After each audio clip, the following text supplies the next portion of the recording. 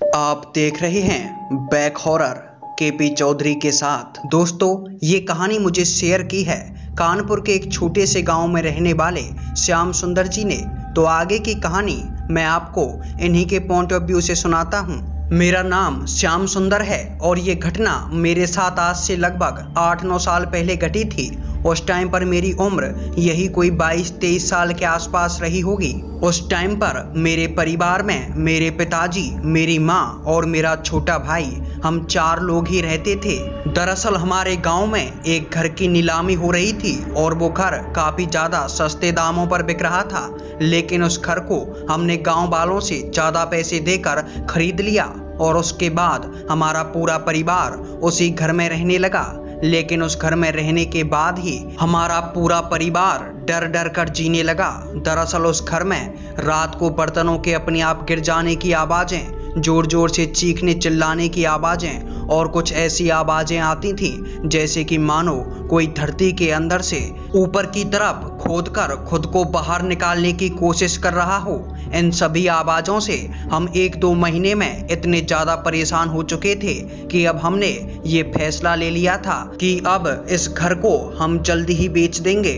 लेकिन कोई भी गांव वाला इस घर को खरीदने के लिए तैयार नहीं था, क्योंकि जब उस मकान मालिक ने इस मकान को नीलामी पर छोड़ा था, उसके बाद जब हमने इस घर को खरीदा तो उसने खुद इस घर में होने वाली सभी घटनाओं के बारे में सभी गांव वालों को विस्तार से बता दिया था। हमारे पूरे गांव में इस घर को लेकर एक दहशत सी मचने लगी थी।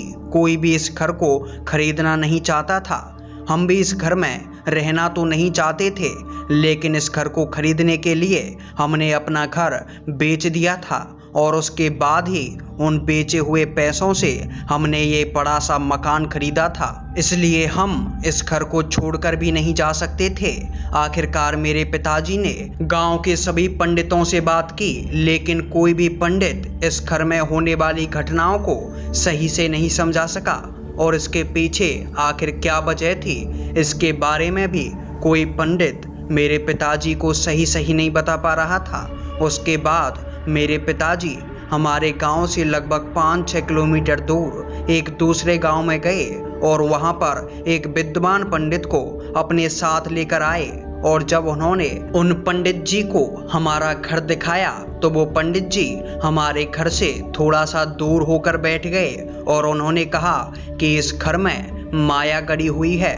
माया का मतलब होता है कि बहुत सारा सोना चांदी। जब मेरे पिताजी ने उन पंडित जी से इस समस्या का समाधान पूछा तो उन पंडित ने कहा कि इस समस्या का समाधान उनके पास तो नहीं है। उन्होंने मेरे पिताजी को एक तांत्रिक का पता दिया और मेरे पिताजी उस तांत्रिक के पास जाकर पहुंचे। जब मेरे पिताजी उस तांत्रिक को अपने साथ हमारे घर लेकर आए तो उस तांत्रिक ने मेरे पिताजी से कहा कि या तो इस घर को तुम हमेशा के लिए छोड़कर चले जाओ और या फिर इसमें गड़ी हुई माया को निकाल लो।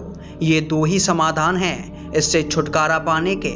लेकिन मेरे पिताजी ने जब उन तांत्रिक से कहा, बाबा हम इसमें गड़ी माया को ही निकाल लेते हैं, आखिर हम इस घर को छोड़कर कहीं और क्यों जाएंगे।